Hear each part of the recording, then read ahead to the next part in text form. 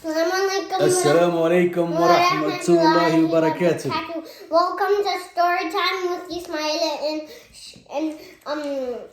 and Human Wrestling. Today, inshallah ta'ala, we're going to be reading The Iron Wall, the Queen of Egypt, inshallah. And I'm eating popcorn. And Ismail will be eating popcorn while we read the story together.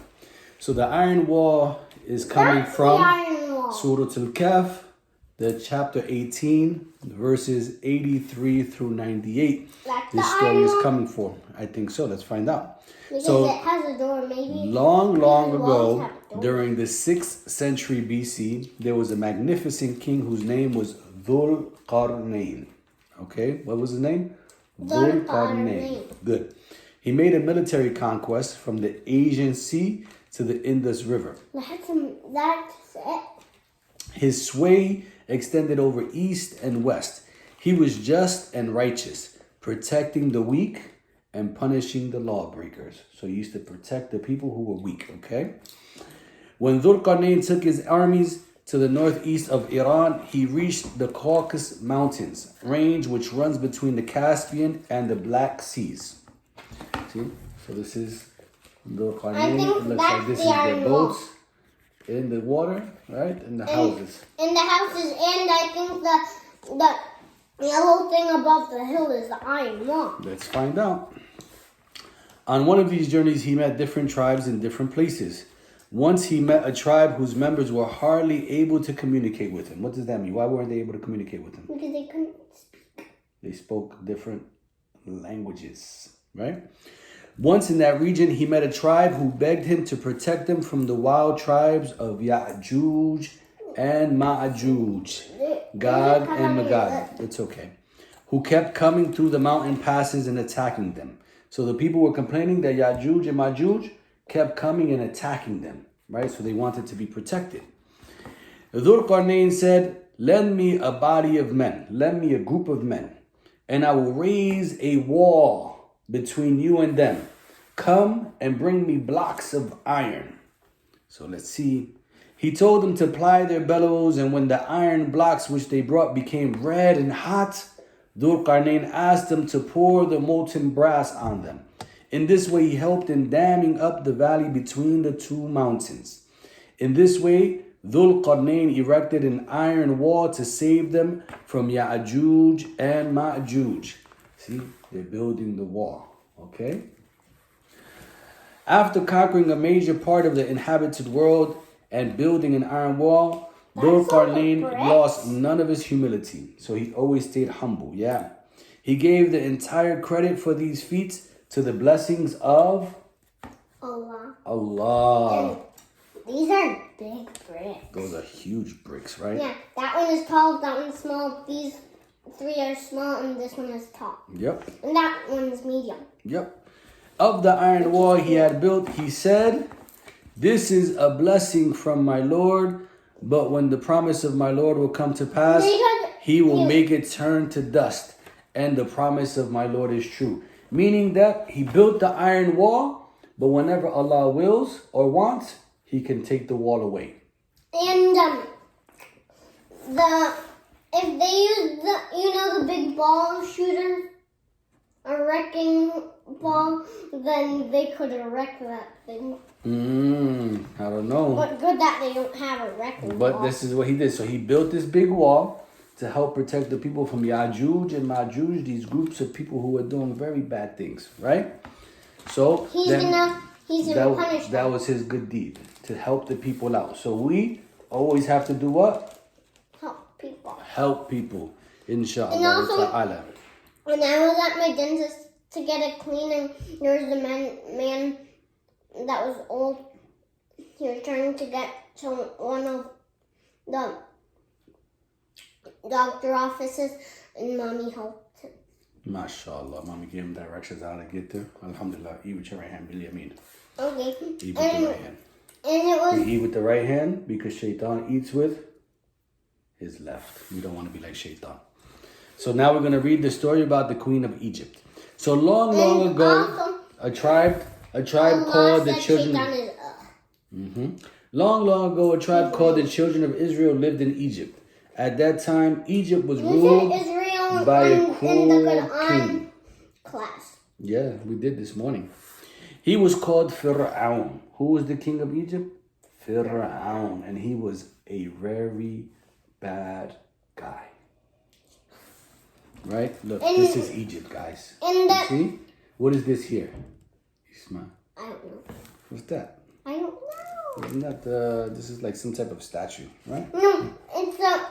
What are these? It has lion feet.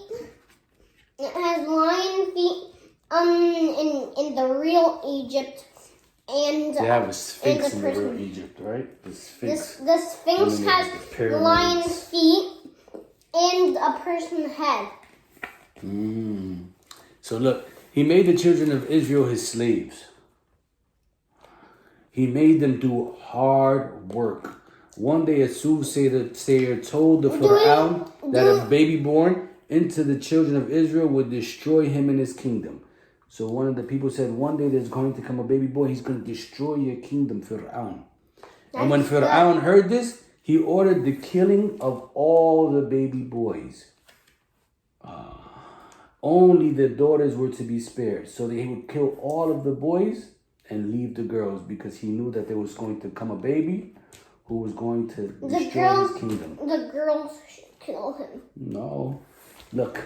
So this is the book showing when they was in slavery building his kingdom. Look. And then... Who is going to kill him? Look. During these hard times, Allah's going to take care of him, I think. Watch. During these hard times, there lived a pious woman of the children of Israel. Her name was Yukabit. And Imran was her husband. She gave birth to a beautiful boy named Musa. Musa is the prophet. Look. Musa alayhi salam. Musa's parents felt afraid of the cruel soldiers of Pharaoh. So the soldiers would kill the little boy too. So she was scared that they were going to come and kill her baby. But something unusual happened. What do you think happened? The arrows would shoot out of the sky to the soldiers. No, this was the soldiers throwing arrows at the people. We have to see what happens next. Allah told Yukabid that her child was very special. He would one day become a great prophet. Allah promised her that her baby would be safe. She would also be returned to her. To save the baby Musa alayhi salam, to save the baby Musa alayhi salam, his mother had to put him in a box and floated him in a basket and float him down river. As the basket floated down river, Musa's sister Miriam kept watching him. Look, this is Musa inside of the basket, guys. That's a basket, a frog, a dragonfly, some grass, and Miriam is somewhere watching the basket as it's going down the river, and Musa's in the basket. I don't know. We can't. She's over there somewhere watching. So let's see. The basket sailed along gently in the river, and it stopped at a bank near the royal palace. So now it's by the king's palace, by Pharaoh's palace. Let's see what happens. Now the queen of Egypt was a good woman. She was a kind-hearted woman. When she saw the helpless baby, she felt such great pity for him. She decided to keep the baby in the palace. So she kept Musa in the palace. That's bad because the king might kill him. No, but because that's his wife and she wants him, now they're going to keep him as their own. Let's see. So she wanted to bring him up as her own child. No. And baby Musa was saved. Who saved baby Musa? The queen. But because of who? The queen. Allah.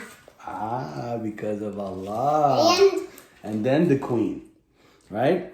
So this story teaches us that we should be kind and gentle towards others. And she got him toys. She got him toys, guys. You see? Alayhi salam, Musa alayhi salam. And a bed. That's right. So Musa alayhi salam grew up in the house of Pharaoh, guys. And the story stops here until the next one. Now is he going to be bad? So we see what happened. Who was Musa? How was Musa saved? Tell me, how was Musa saved? Allah. What did Allah do? Make the king good. He told Musa's mother to put him in what? A basket, not a box. He told him to put him in a basket and then put him in the river. And that protected Musa, right? And then he ended up in the king's house to be raised by the king almost as a stepson. And then we have to wait until the next. Then we have to wait until the next story to see what happens with Musa. But we know that the queen, she loved him and she took care of him. Where's the next story? So right? we can read it. So that teaches us that we have to be what? Kind, good-hearted, respectful, nice, and loving. And what did Dhul Qarnayn do? He built a big. No. Why? Caring. Because he wanted to protect the people against who? You remember the names of those people? What was it? Ya'juj and Ma'juj. Ya'juj sounds like Yaqub. Ya'juj and Ma'juj. So we see here that we look at people. Protecting people is something that the Muslims have to do. So we see here that Dhul Qarnayn protected the people from Ya'juj and Ma'juj by building the wall until whenever Allah decides to take the wall down. And that the queen, the wife of Fir'aun, the bad guy, that she saved Musa because of her kind heart. And she helped to raise Musa in her house. And because of that, Allah now the helped king to is save good. Musa. No, not yet. And the king is not good. He stays bad, unfortunately. But we'll see what happens to the king in the next story. And what else did we learn today? We learned today that we eat with our right hand. Why? Not left, because Shaitan is bad. Because Shaitan eats with his left hand and Shaitan is bad. We don't want to be like Shaitan. Evil. We don't want to be he's like our him. enemy. He's our enemy. We don't want to be like him. So we eat with our right hand, guys. And when we drink juice with our... We can drink our juice with both hands. If the cup is too big. But if the cup is small, then we drink it with which hand? With the right hand. Or if it has a handle. Or if it has a handle, we drink with the right hand. Okay, fellow children. Assalamu alaikum wa rahmatullahi wa barakatuh. Bye-bye. Assalamu alaikum wa rahmatullahi wa barakatuh. Here, have some popcorn.